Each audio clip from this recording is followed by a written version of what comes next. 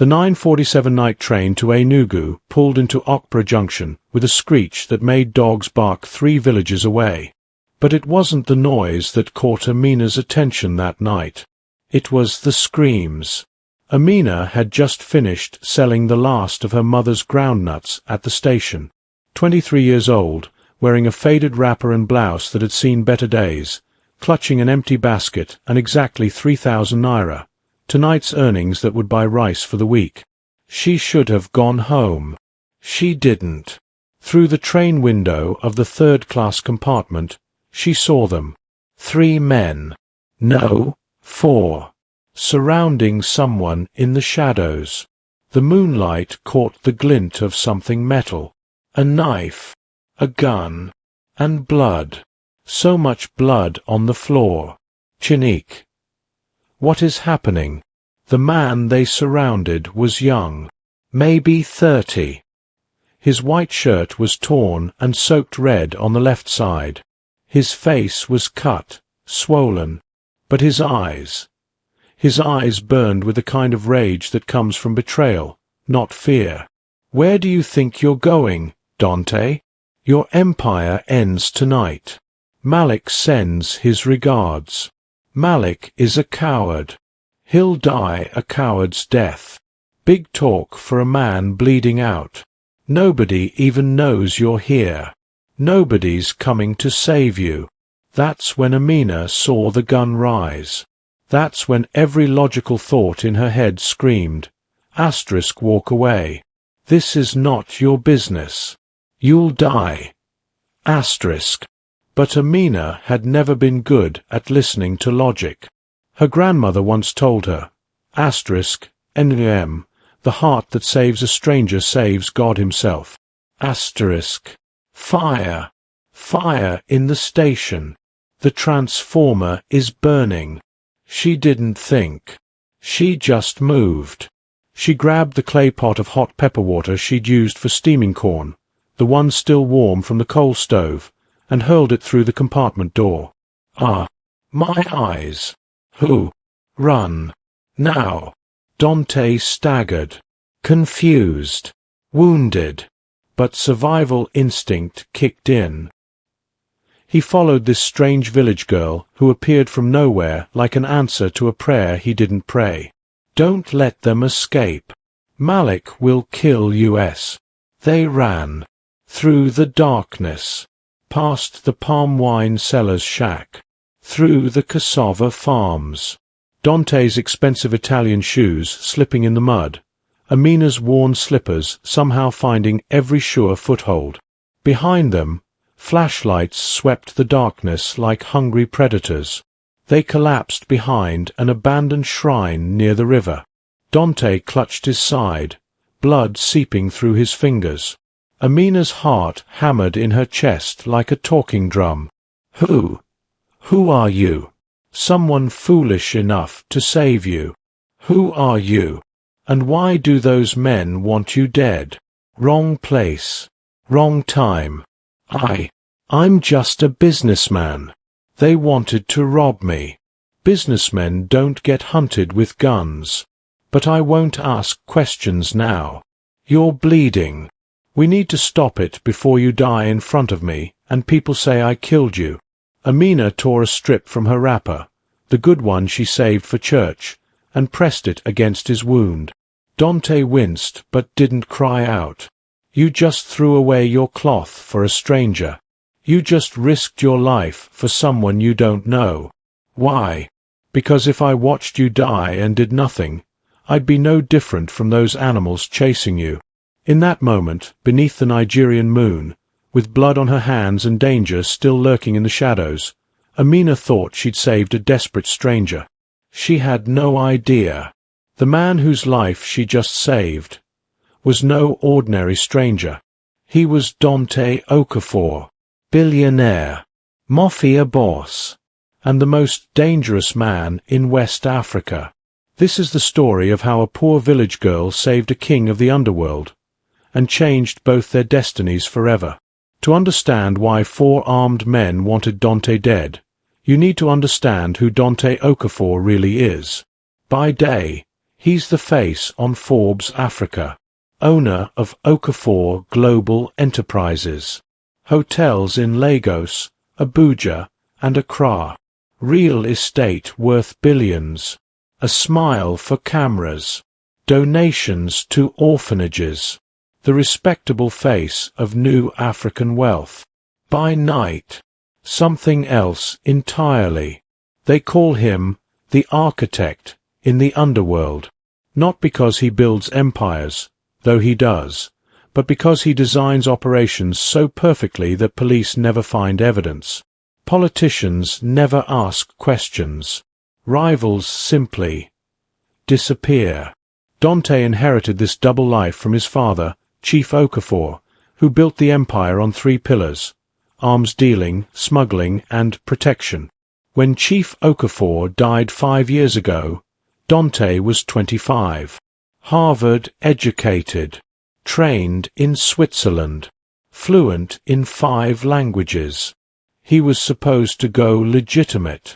Instead, he made the syndicate 3 times more powerful. My father taught me, in this world, you're either the lion or the prey.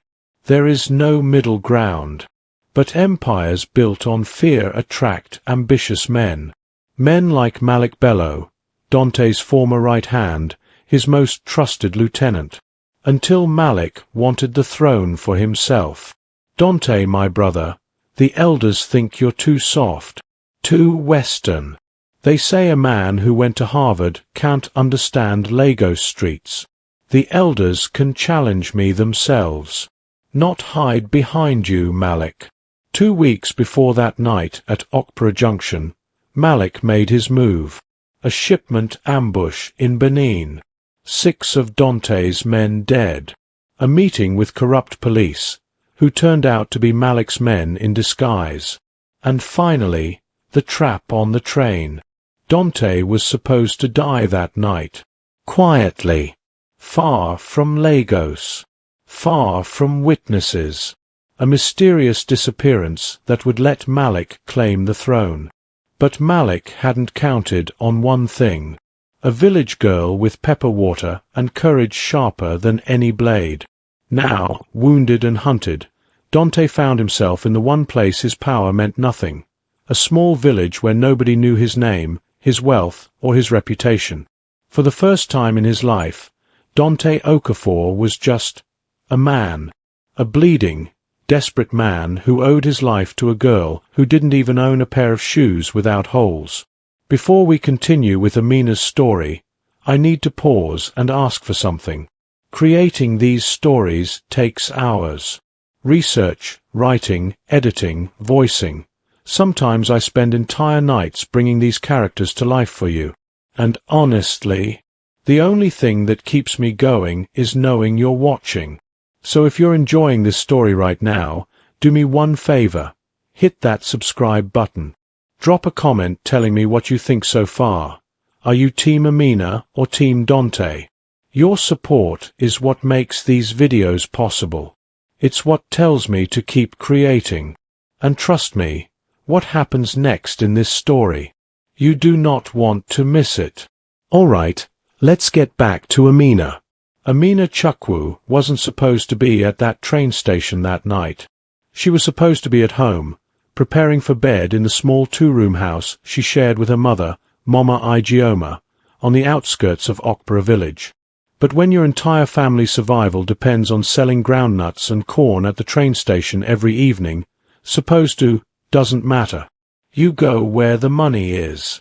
23 years old.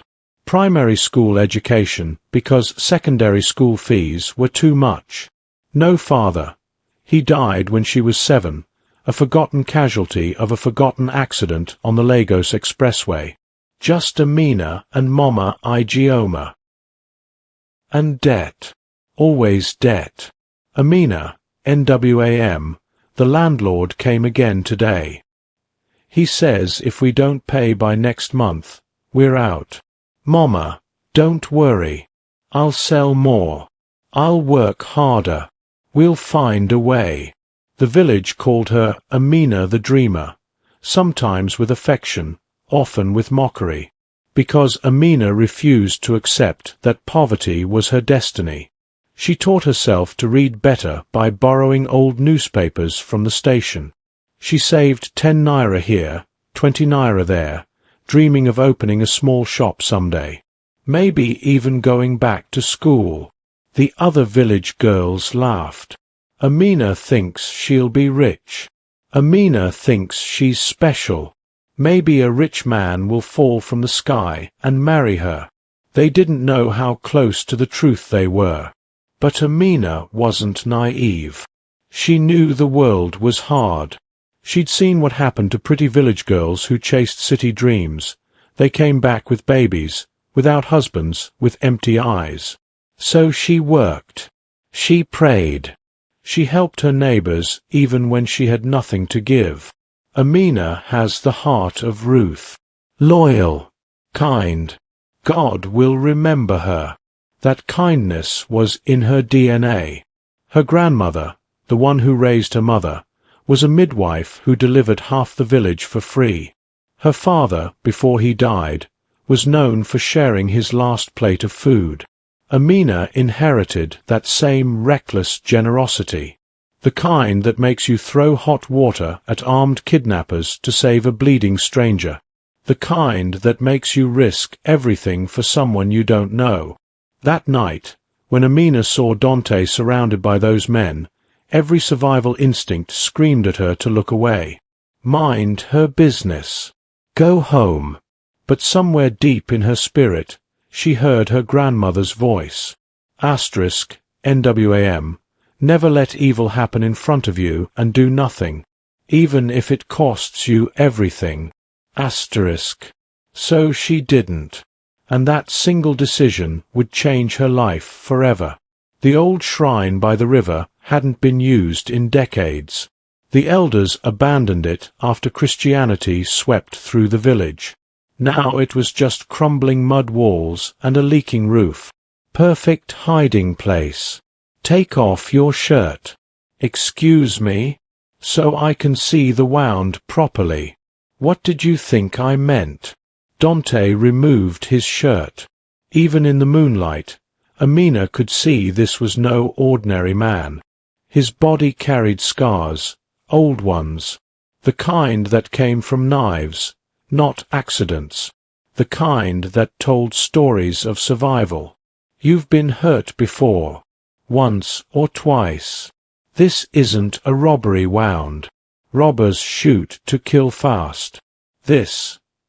Someone wanted you to suffer first. Dante studied her face.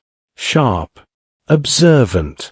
This village girl was smarter than she looked. You ask dangerous questions. You bring dangerous answers. But I already saved you, so I might as well finish the job. She packed the wound with herbs, scent leaf and bitter leaf, crushed into a paste her mother taught her. It would prevent infection, probably save his life. Dante watched her work with something he hadn't felt in years, wonder. In his world, people helped him because they feared him or needed him. Nobody helped him just because it was right. What's your name? Amina. Amina Chukwu. Amina. Thank you. Don't thank me yet. Those men will come back. And when they do, we need a plan. Dante looked at her, this girl in a torn wrapper, with soil under her fingernails and fire in her eyes. You should run. Go home. Forget you ever saw me. If I wanted to run, I wouldn't have thrown pepper water at men with guns. You're either very brave or very foolish. My mother says both. Now rest. You've lost a lot of blood. But before Dante could close his eyes, Amina noticed something. His watch, even in the darkness, it gleamed. Swiss-made. Probably worth more than her house. And his shoes. Ruined now, covered in mud, but she recognized quality. The kind rich Lagos men wore. You said you were a businessman? Yes. What kind of business? Import and export. Of what? Goods. These goods must be very valuable if people want to kill you for them. Dante said nothing. What could he say? The truth. That he ran a criminal empire? That he'd ordered men killed? That the blood on his hands was already too much to wash off? No. Better, she thought, he was just a businessman. A victim. Anything but what he really was. That night, Amina slept sitting up, her back against the shrine wall, watching the entrance. Dante tried to stay awake, but exhaustion and blood loss pulled him under. His last thought before darkness claimed him. Asterisk, why would she do this? What does she want? Asterisk. He'd spent so long in a world where everyone wanted something that he couldn't recognize someone who wanted nothing. Someone who saved him simply because it was right. As dawn broke over Okpara village, neither of them knew the storm that was coming. Malik's men were already mobilizing. The hunt had only just begun. 300 kilometers away in Lagos, Malik Bello stood in Dante's former office, now his, staring at his phone with rage burning in his chest. What do you mean he escaped? Boss, there was a girl. She attacked us. Threw something in our eyes. By the time we could see, they were gone. A girl? You're telling me 4 armed men couldn't handle one village girl? Boss, we're tracking them. They can't have gone far. He's wounded. We'll find him. You have 24 hours. If Dante Okafor is still breathing after that, it will be you in a grave. Understood. Malik's plan was falling apart. Dante alive meant danger, meant questions, meant the other syndicate bosses would hesitate to accept Malik's leadership. Dead men can't reclaim thrones. But wounded men hiding in villages? They can. Send everyone. I want that village surrounded. And find out who this girl is. Maybe she's useful. Back in Okpara, word spreads fast. By noon, the entire village knew Amina had been at the train station during the incident. By evening, they knew she'd been seen running with a stranger. I heard she was helping a thief. A criminal. That girl has brought trouble to this village. Mark my words. Amina, where were you last night? People are talking. They say you were involved in something at the station. Mama, I helped someone. That's all. Helped who? What happened? A man was being attacked. I couldn't just watch. So you risked your life? For a stranger? Amina, we are poor. We are nobody. We cannot afford to make enemies. Mama, if we see evil and do nothing, we're already nobody. Mama Igioma stared at her daughter. Stubborn, righteous, impossible. Just like her father. Where is this man now? Safe. Hiding. He's hurt, Mama. If I left him, he would have died. And what if helping him gets you killed? Then I die doing the right thing. Meanwhile, at the riverside shrine, Dante was recovering. Stronger. Alert. But troubled. He'd sent a coded message to his most loyal man, Solomon, using a borrowed phone from the village. Help was coming. But it would take time. And time was something they didn't have. You need to eat. You shouldn't keep coming here. It's dangerous for you. More dangerous than last night. Yes. The men hunting me. They won't stop. And now they know someone helped me. They'll be looking for you too. Then we need to be smarter than them. Dante watched her unpack the food. Gary, soup, dried fish. Simple village food. But she'd brought her own portion to share with him. Why are you doing this? You asked me that already. And you didn't really answer. Most people would have left me to die. Taken my watch, my money. But you keep coming back. Why? When I was 10, my father got sick. Very sick. We had no money for hospital. The village pooled money together. People who barely had anything themselves. They saved him. He lived 4 more years because strangers chose kindness. I learned something then. We're only as strong as the mercy we show. Maybe today I help you. Tomorrow, someone helps me. That's how we survive. Dante felt something crack inside his chest. In his world, survival meant stepping on others, taking before being taken from, trusting no one. Amina lived in a different world. A better one. You're rare, Amina. Dangerously rare. What do you mean? People like you don't survive in my world. And what world is that? Before Dante could answer, before he could confess or lie or deflect, they heard it. What is that? Trouble. Through the trees, they saw dust clouds. 3 vehicles. Maybe 4. Coming down the village path toward the river. Malik's men had found them. Run. Now. Go home. Stay inside. Don't come back here. What about you? I'll handle this.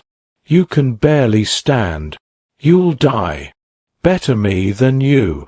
Go. But Amina didn't run.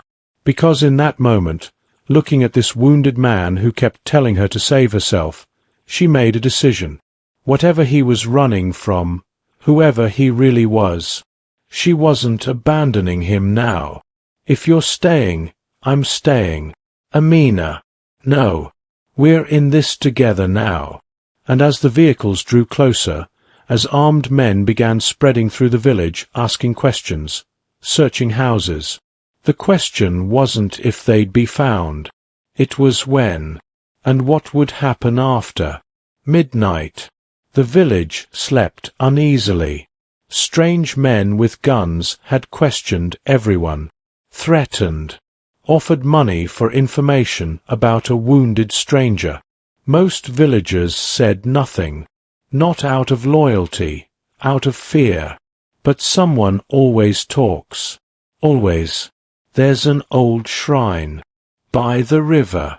I saw the Chukwu girl going there. Maybe you check there? Smart man.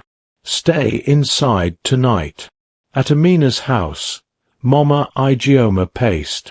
Where is she? It's midnight. Where is my daughter? At the shrine, Amina had convinced Dante to move to her family's old farm hut, abandoned for years, deeper in the bush. Safer. Harder to find. But harder is not impossible. They're here. Amina, please. Hide. There's still time. Where would I hide? They'll search everywhere. Dante Okafor. We know you're in there. Come out peacefully, and the girl doesn't have to die. Dante's jaw clenched. They knew about Amina now, which meant she was leverage. A target. This was exactly what he'd feared. We're counting to 10. After that, we're coming in shooting. Listen to me. When I walk out, you run. Opposite direction. They want me, not you. You run and you don't look back. Promise me. I'm not. Promise me. I can't just. 10. I'm coming out. Don't shoot.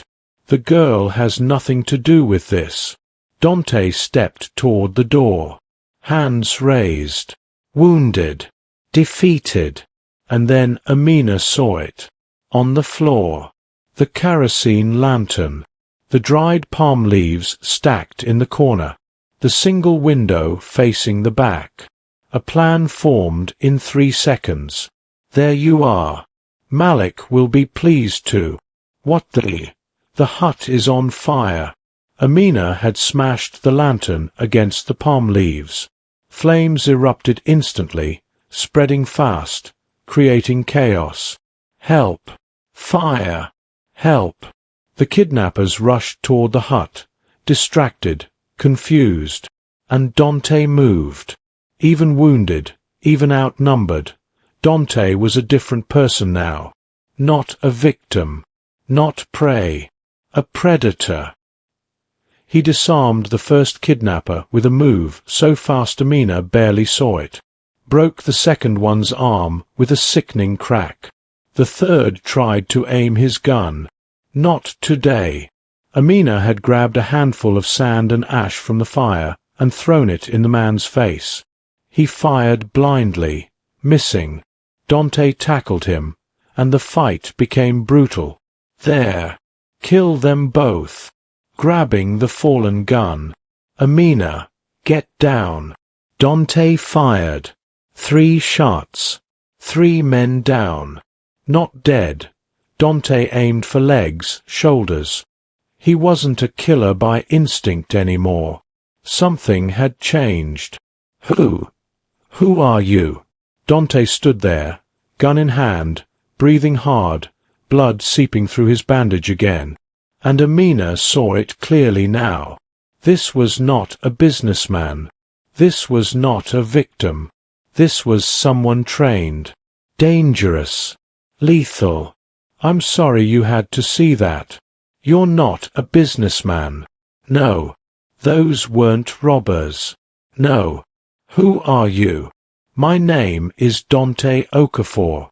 I'm a very bad man, Amina. The kind your mother warned you about. I run things that shouldn't exist. I've hurt people. I've made enemies who will never stop coming. You saved a monster. Amina stared at him.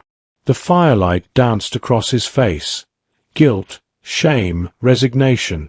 If you're a monster, why didn't you kill those men just now? What? You shot to injure, not to kill. A monster would have killed them. Maybe I'm trying not to be one anymore. Before Amina could respond, they heard it. Sirens. Village security. More people coming. We need to leave. Now. They'll send more. Stronger. We can't fight them all. Where will you go? Away from you. Away from your village. I've brought you enough trouble. And you think they'll leave me alone after this? After I helped you again? After they saw me? No. Amina, no. They'll come for me. To get to you. Or to punish me for helping you. I'll send protection. Money. I'm not staying here to wait for them. If you're leaving, I'm coming with you. Absolutely not. You don't get to decide. This is my choice. You don't own my life. Dante stared at her, this impossibly brave, impossibly stubborn girl who had saved him twice now. My world will destroy you. Your world already found me. At least with you, I have a chance. And so, as the village erupted in confusion, as Mama Igioma discovered her daughter missing, as Malik received news that his men failed again, Dante and Amina disappeared into the Nigerian night. 2 people from opposite worlds, bound now by blood, fire, and a choice neither of them could take back. Solomon, Dante's most loyal man, arrived at dawn with a black SUV and questions he didn't ask. They drove toward Lagos. Amina sat in the back, watching her village disappear in the rearview mirror, wondering if she'd ever see it again. Wondering if she'd made the biggest mistake of her life. Boss, the girl. She's under my protection. Anyone who touches her answers to me. They stopped at a safe house in Benin City. Not Dante's main base. Too dangerous. Somewhere quiet. Hidden. Amina walked through the house. Luxury she'd only seen on TV. Marble floors. Leather couches. Air conditioning that actually worked. This is where you live. One of the places. How many places do you have? Too many. Solomon brought food. Real food. Jollof rice. Chicken. Plantain. Amina ate like someone who'd been hungry her whole life, because she had been. Dante watched her, guilt gnawing at his chest. Amina, I need to tell you everything. The whole truth. You deserve that much. I'm listening. My name is Dante Okafor. I'm 30 years old. On paper, I'm a billionaire businessman. Hotels, real estate, investments. But that's the mask. The truth. I inherited a criminal empire. My father built it. Arms dealing. Smuggling routes through West Africa. Protection rackets. I told myself I'd go legitimate, but the money was too good. The power was too addictive. Have you killed people? Not directly. But I've given orders that resulted in deaths. I've looked the other way when my men did things. Terrible things. Does that make me less guilty? No. It makes you a coward. Dante flinched like she'd slapped him. But she wasn't wrong. You're right. I've been a coward. Hiding behind money and power. Telling myself I'm different from the others. But I'm not. Then why are you telling me this? Why not just send me home with money and forget about me? Because you deserve the truth. And because, when you looked at me in that shrine, you didn't see a billionaire or a criminal. You saw a man. Just a man. And I haven't felt like just a man in a very long time. Amina stood up, pacing, processing. The man hunting you, Malik. What does he want? Everything. My empire. My life. He betrayed me because he thinks I'm weak. That my education, my attempts to go partially legitimate, make me soft. And are you? Soft? I let a village girl save me twice. So maybe. Don't joke. This is serious. If he wants you dead, he won't stop. And now I'm involved. My mother is back in that village. Alone. Unprotected. Solomon is already sending people. Your mother will be safe. I promise you that. The promises of a criminal. How reassuring. Amina, I saved you because I thought you were worth saving. Was I wrong? I don't know. Maybe. Probably. But you did something no one else has done in years. You made me want to be worth saving. You made me want to be the man you thought I was when you threw that pepper water. Amina searched his face, looking for lies, looking for manipulation. But all she saw was exhaustion, regret, and something else. Hope. If I stay, and I'm not saying I will, but if I stay, I have conditions. Name them. 1. My mother comes here. Protected. Safe.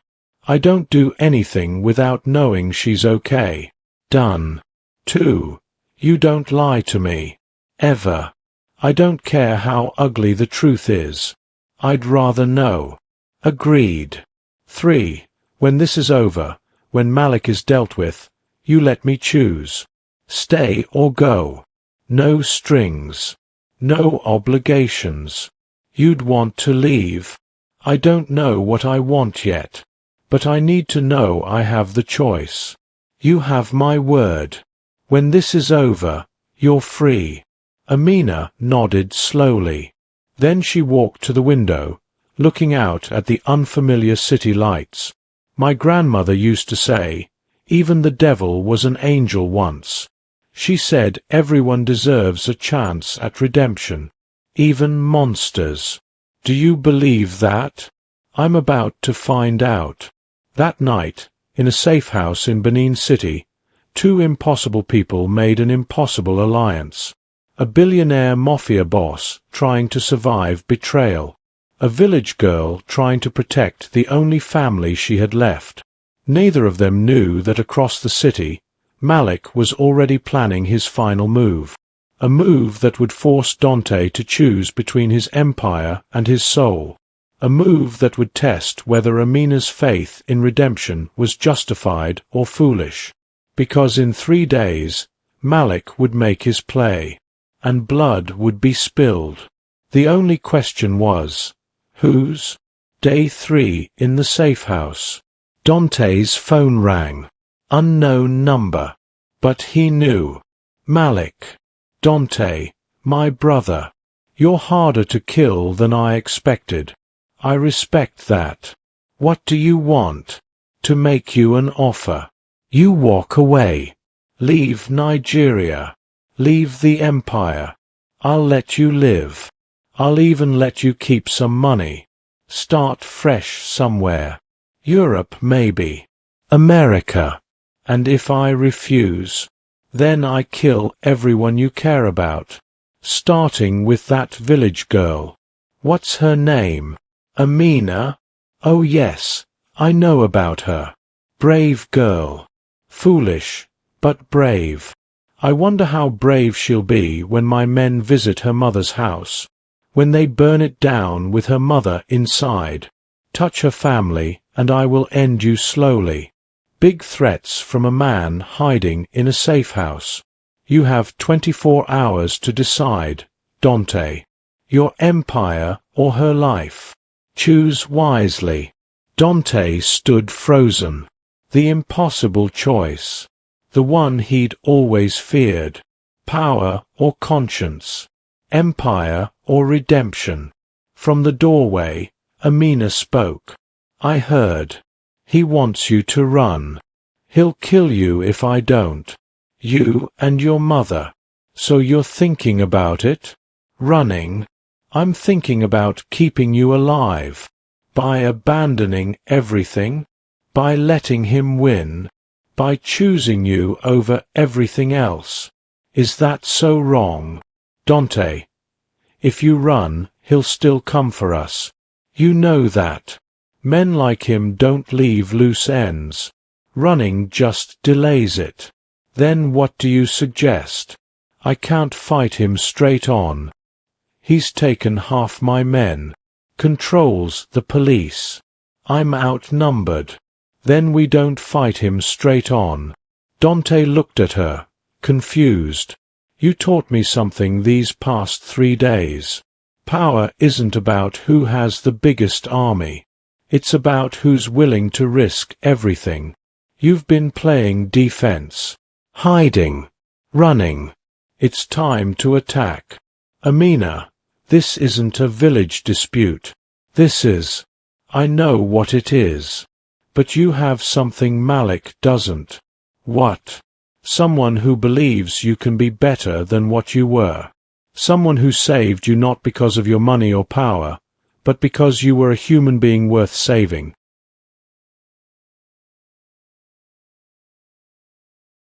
He thinks you're weak. Prove him wrong. Not by becoming more ruthless than him, but by being smarter. Use the connections you still have. The loyalty you've earned over years. You're saying I should call in favors. Go to the other bosses. Show them Malik is a threat to everyone, not just me. I'm saying you should stop fighting alone. You've been isolated because you were ashamed. But shame is a luxury you can't afford right now. Dante stared at this village girl who understood power dynamics better than most of his advisors. If I do this, if I gather the bosses and challenge Malik, it will be bloody. People will die. People are already dying. At least this way, you control the outcome. And you? Where do you fit in this plan? Right beside you. Absolutely not. You don't get to protect me by leaving me out. We're in this together. You said it yourself. I'm already a target, so I might as well be useful. Amina. No. You wanted me to choose to stay. I chose. Now respect that choice. You're going to get yourself killed. Maybe. But at least I'll die standing up, not hiding. And in that moment, Dante understood. Amina wasn't just brave. She was fearless in a way he'd forgotten how to be. Fearless not because she had nothing to lose, but because she understood what truly mattered. All right. We do this together. But we do it smart. No unnecessary risks. Agreed. And Amina, when this is over, stay. Please. Ask me again when we're not about to die. Dante made the calls. To Chief Okonkwo in Abuja. To Al-Haji Musa in Kano. To the old guard who remembered his father. Who respected the code. The message was simple. Malik broke the rules. Betrayal. Chaos. If he could turn on Dante, he could turn on anyone. Within 12 hours, a meeting was set. The Grand Plaza Hotel. Neutral ground. All the major players. Malik would be there. Confident. Arrogant. He wouldn't expect Dante to show. But he would. And when he did, everything would change. The Grand Plaza Hotel, Lagos. The meeting room was filled with power. 15 men who controlled the underworld of West Africa. Billions in illegal money flowing through their hands. And in the center of it all, Malik Bello, sitting at the head of the table like he already owned it. Gentlemen, thank you for coming. As you know, Dante Okafor has abandoned his responsibilities. His weakness endangered us all. Under my leadership, Dante walked in. Not the wounded, desperate man from the train station. Not the fugitive hiding in safe houses. This was Dante Okafor in full power. Tailored suit. Confident stride. Eyes like steel. And beside him, Amina. Simple dress. Head held high. Unafraid. The room went silent. Dante.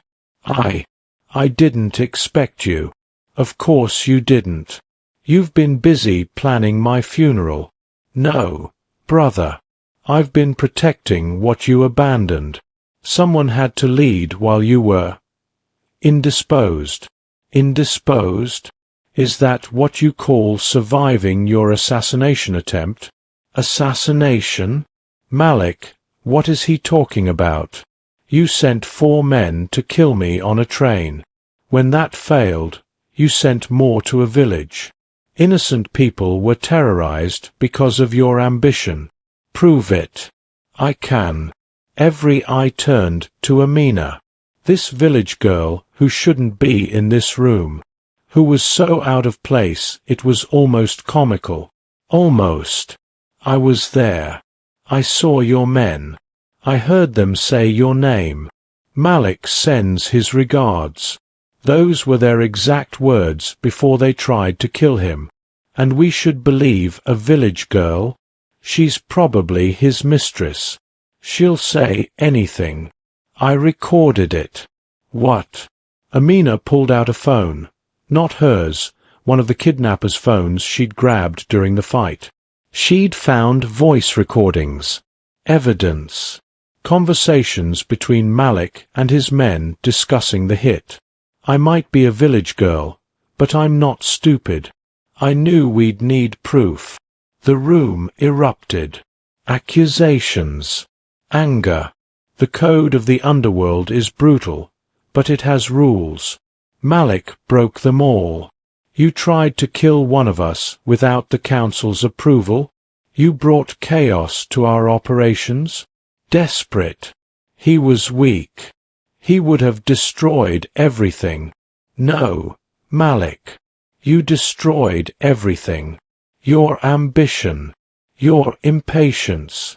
Gentlemen, I'm not asking for sympathy. I've made mistakes. I've been distracted. But I'm here now. and I'm asking for justice under our code. Justice? I'll give you justice. Malik aimed at Dante. Finger on trigger. And Amina moved. She threw herself in front of Dante, not because she was trained, not because she had a plan, just because some instinct deeper than thought told her. Asterisk not him. Not today. Asterisk. Amina. No. Solomon, who'd been standing guard, fired first. Malik's gun clattered to the floor. Blood blossomed on Malik's shoulder. He fell. The room was silent except for heavy breathing. Are you insane? You could have died. So could you. I told you.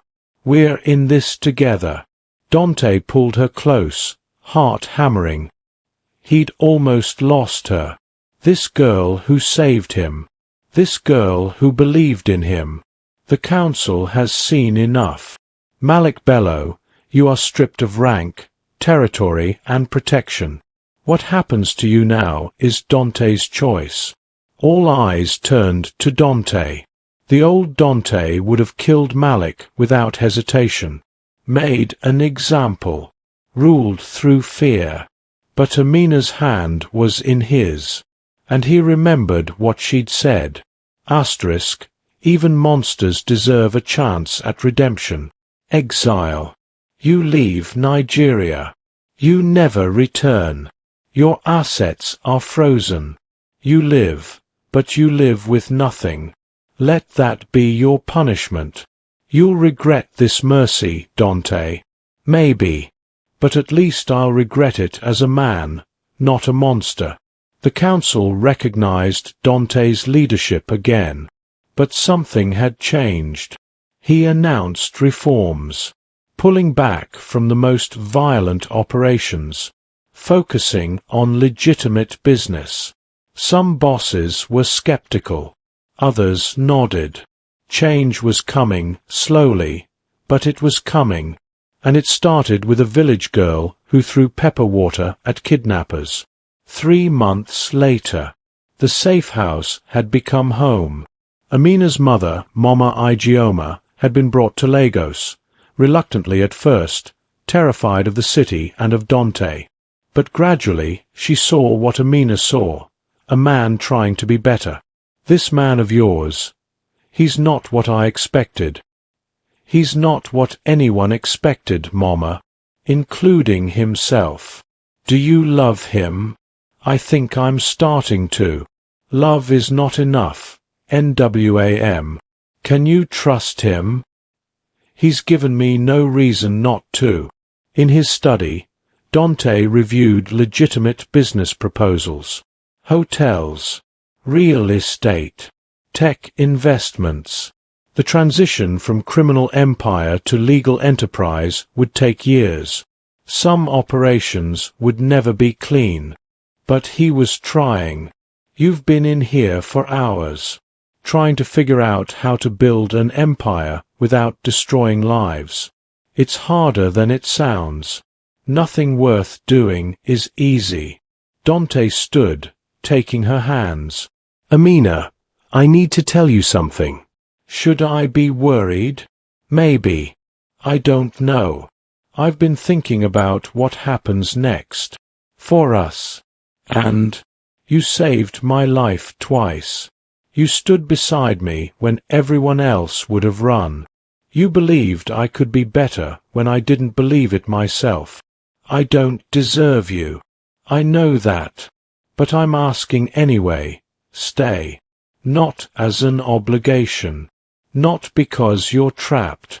But because you want to. You promised me a choice when this was over. Remember? I remember. Well, this isn't over. You're still transforming your empire. Still making enemies into allies. Still learning to be the man you want to be. Heart sinking.